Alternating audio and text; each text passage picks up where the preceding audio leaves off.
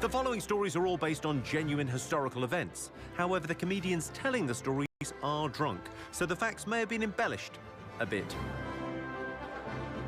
Hello, I'm Jimmy Carr, and welcome to Drunk History, the show that brings you genuine stories from history. I got you trapped, motherfucker. Hashtag trapped. As told by blind drunk comedians. He's my Kevin Costner. We'll be turning back the clock to a simpler time when men were men, women were women, and our comics were so drunk they had no clue what gender they were. I'm Billy the fucking Kid. No one cares about the fact that she's a virgin. Fuck God's fuck the Queen. I don't know what I'm saying.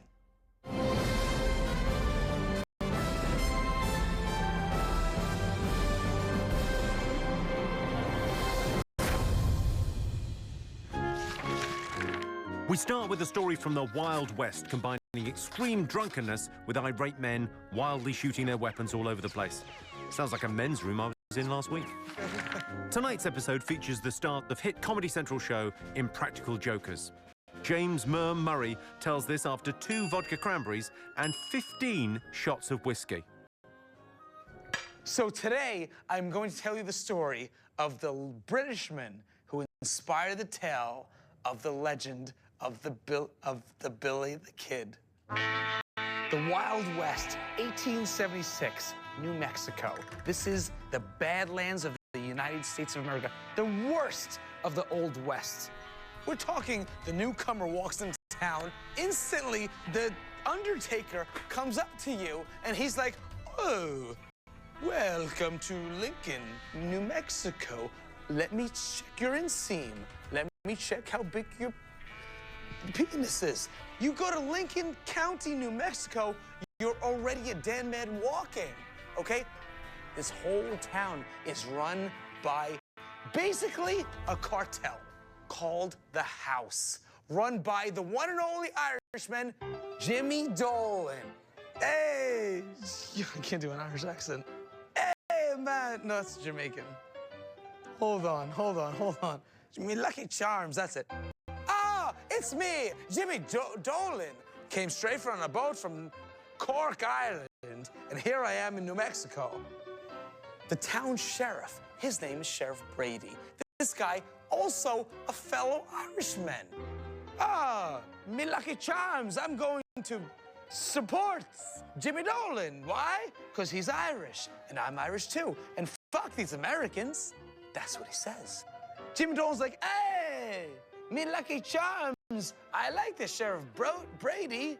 I'm gonna run a business. You're gonna be the sheriff. Together, hashtag unstoppable. So they set up the only general store in town, right? You have to go to Jimmy Dolan to get your shit, right? The locals hate him. New Mexicans hate Jimmy Dolan. Anyways, one day, this newcomer, a British guy, upper-class British guy, he lands in New Mexico. His name is John Tunstall. Tunstall comes to town. He's like, chip, chip, cheerio, John, God save the Queen. Good golly, what the hell? How ridiculous to think that this town has one general store. I seize an opportunity. I'm going to build my own general store. He fucking hires the locals. They put up a shack like a block away from Dolan's general store, and they undercut Dolan's prices, right? So Dolan is pissed off. He's fucking pissed. Dolan walks into Tunstall's shop. He's got his gun out. He's like, hey, dude, what the fuck, man? I sell the same shit a block away. I sell diapers a block away. What are you doing? Tunstall's like, God save the Queen, chip, chip, cheerio. Dude, I'm just a British guy. I'm a pacifist. Back the fuck up. Dolan's like, fine, motherfucker. Next time we see, your ass is grass. Your ass, grass. I'm gonna put those two together. I don't know what I'm saying. The point is, Dolan is a dick. Tunstall's like, cheerio, chip, chip, fuck, God's fuck the Queen. What the fuck do I do? I need to get protection for myself. Right, that's how he said it. Coincidentally, that very night, someone was arrested in town for trying to steal John Tunstall's horse. So he goes to the prison, and sure enough, it's a gentleman named, an American, a gentleman named William Bonney. Tunsil's like, chip, chip, cheerio, who the fuck are you?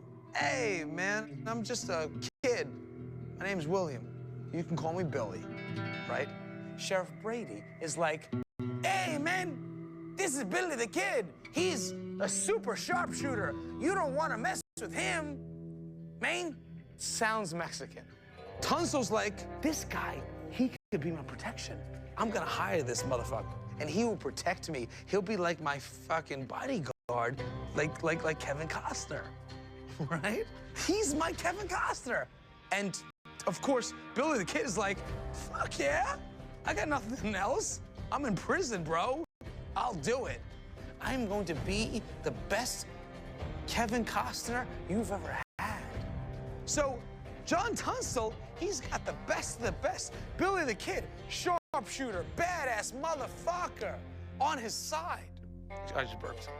So, like 2 years go by, and sure enough, Billy the Kid has got his bros back, man. Tunsil's General Store, sales go through the roof. Like, people are flocking because this is a normal British guy. They like him. They like his accent. British guys are sexy with their accents. They speak, and I just want to sleep with them, right? Anyways, Dolan is fucking steaming. He's like, hey, what the fuck, man? My profits have dropped. What the fuck? This British guy comes in and he takes all my profits? This is fucking nuts, man. It sounds Mexican, but it's not.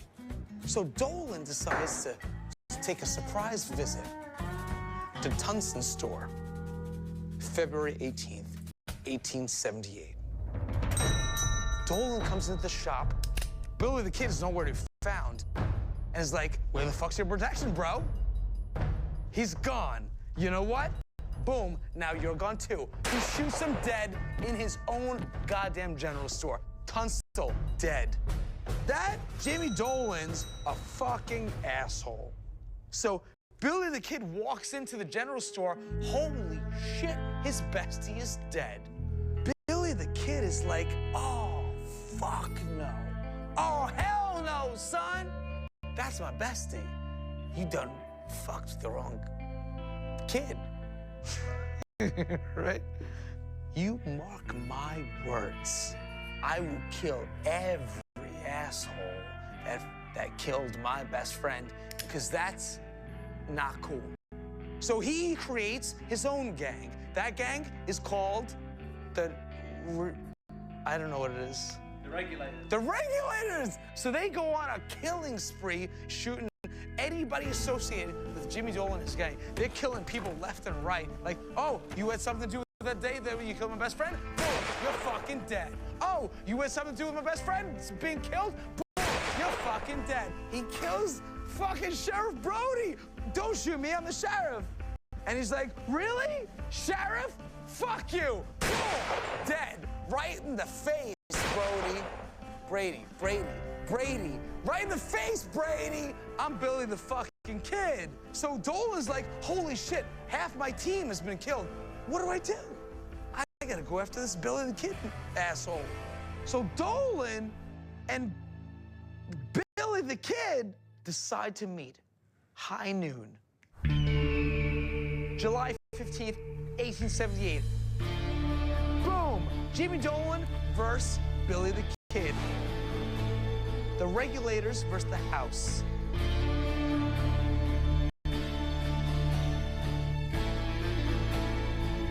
And they're like, draw, motherfucker! And the other guy's like, okay. They start shooting each other. This was the motherfucker of all battles. Like, it was so crazy that Billy the Kid even shot a fucking mustache off a house member. How big was this mustache?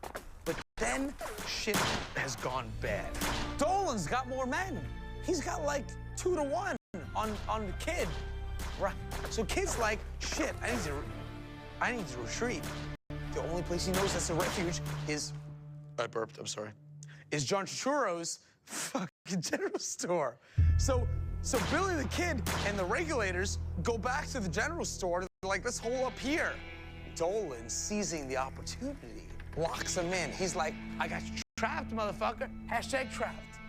Hey, man, you know what I'm going to do? I'm going to light the general store on fire, man. He fucking lights it up.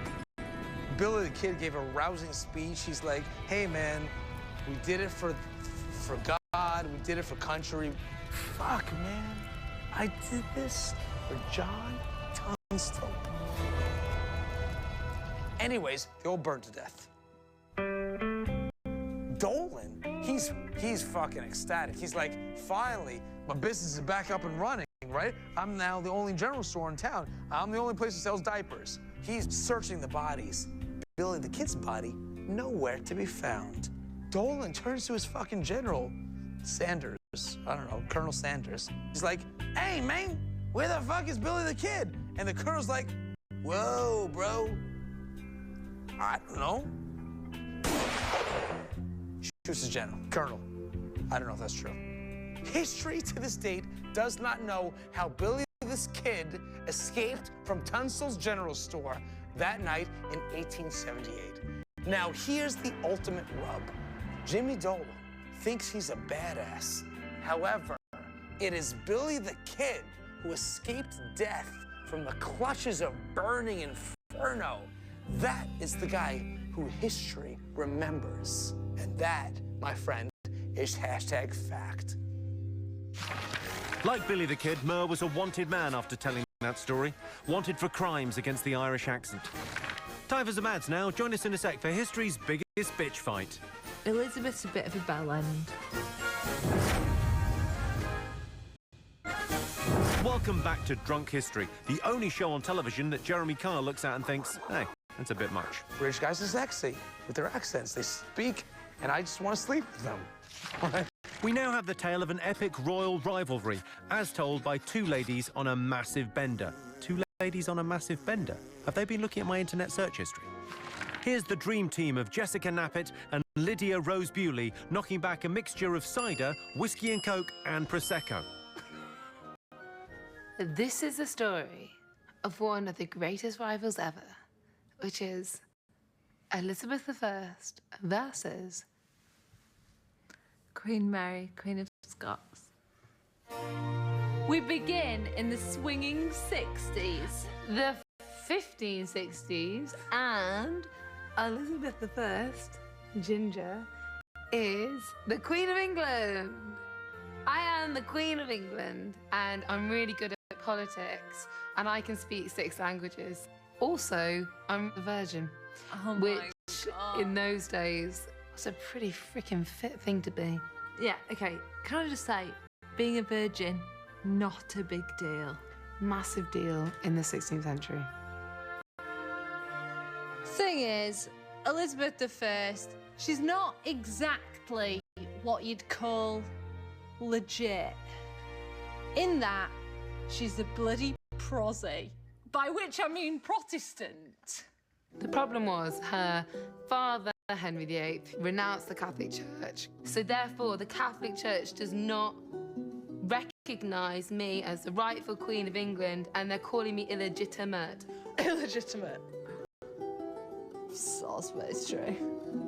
North of the border, ruling supreme is Mary, Queen of Scots. Okay, she may not be, like, politically minded like Elizabeth, but my God, she's a laugh. She plays the lute, and she flirts like a motherfucker. She'd be like, okay, chambermaids, gather round. I've got some shit to say to you. Yes, Highness Mary. The thing is, Elizabeth's a bit of a bell end. She doesn't deserve to be queen. Has everyone got that into their heads? But Mum, she's a virgin. Right, okay. Can I just say, everyone, no one cares about the fact that she's a virgin. I deserve the English throne just by way of the fact that I am not a bastard, right? Wow. Who is a bastard? Elizabeth. Thank you, one person. And then It all goes goes to Shit. Big shit. time shit. So Mary is married to Lord Darnley. What's his first name? Lord. But she's also shagging her secretary. Fair enough. Lord Darnley walks in and he finds Mary and he's like, whoa! Mary, fuck off, not cool. And Mary's like, Sorry. I took vows with you. I loved you. Vows schmows. What are you going to do about it? I'm gonna kill him 56 times. You can't kill a man 56 times. I am, to show how hurt I am. I'm not gonna stab him once, I'm gonna stab him 56 times. It's a lot of times. Mary's thinking, when's it going to end? We're on like 42 now. 43, 44. So she's now sans meat. And Mary wreaks her revenge. And the way she does this is she explodes his bedroom. He is bacon, mate. So at this point, Mary's been very popular, but then she becomes known as a husband murderer. Which isn't cool. So the Scottish people have turned against Mary, and so she goes. Meanwhile, in England, Elizabeth I, still being a virgin, she gets a knock. Opens the door. Mary the fucking Queen of Scots. And Mary's all like, hey, cuz. And she's like, Mary, babe, how are you? I've heard so much stuff has been going on around your mouth. Can I come and live with you for a bit? No, I can't have you in my humble abode. You've done a really bad thing. You've murdered your husband. I can't be tarnished with this, but I can put you in prison. It's not as bad as it seems. It's a 5-star freaking prison. You is gonna have a lot of food. 32 dishes every mealtime. That is 96 dishes a day. What do I have to do in return? Stop bitching about me behind my back, and you will live a full and long and happy life in prison. Fine. Cool. All right, so Mary's in jail. Mary's like, I might have loads of food, but this is bullshit. I'm in prison. I want to get out of here. She gets a piece of paper and she writes, Dear any sympathiser what is listening, I'm the rightful heir to the throne. I think that I should knob Elizabeth off the throne. She is a dick. Do what you can to get me out of here, blah, blah, blah. Signed, Mary, kiss, kiss, kiss, kiss, kiss, kiss, kiss, heart. Folds them into paper airplanes, throws them out the window. Meanwhile, my fit friend Francis Walsingham keeps trying to tell me to kill Mary off, and I can't quite do it because I love her. I know you don't want to acknowledge this as a real thing, but Mary, your cousin, wants you dead. So, the whole 19 years, he's checking out Mary. He's all the time got his eye on her. He goes through all of her letters. He cannot find the smoking gun. He's going to Mary and going, I know you've got something. You've hidden it. Just show me where it is, you dick. And Mary's like, nah, nah, nah, nah.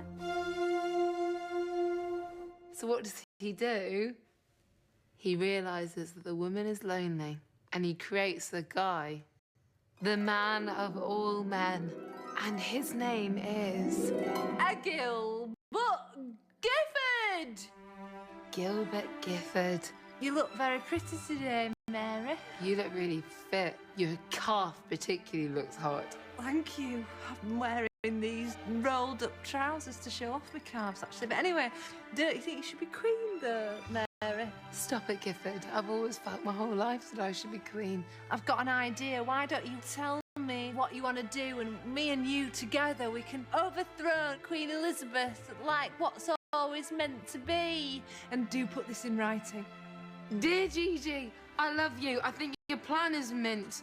I think Elizabeth should be knocked off the throne. She is a dick.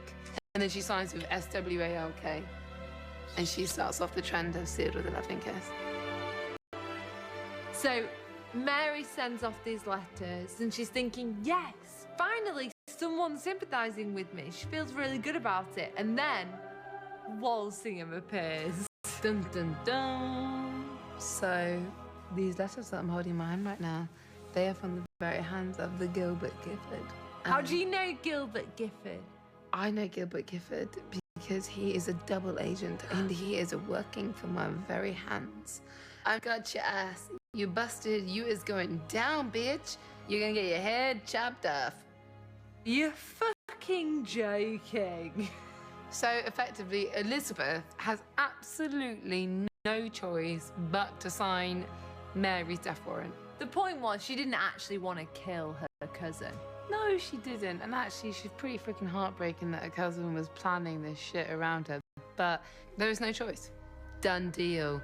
Get her chopped. Poor old bloody Mary, Queen of Scots. So, Mary, Queen of Scots, aka Mary, Queen of Lols, she gets her head down on the block, and the executioner takes a swipe with his axe. Bosh! And it's a fucking joke, mate. Ah, that's my head's still on, mate. Oh, shit, I'm normally good at this. Fuck. I mean, you've got one job in a way. Yeah, understood. Here we go, second time. Oh, and... Oh, Yeah, still got my head on, so. by a thread. Can you please get my head off my neck, you absolute prick? Okay, let me just get my trusty knife out, and now I'm going to saw. Oh, there it is. Marvellous stuff. So Walsingham's got what he's wanted, and he's pretty fucking happy about it. Finally, after, what, 19 years of her in prison? Dead.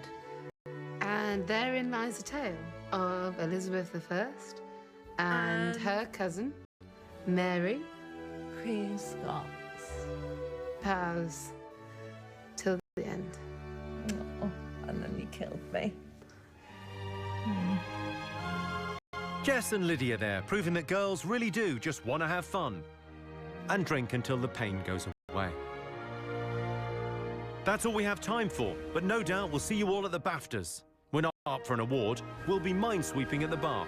Can't wait. Good night.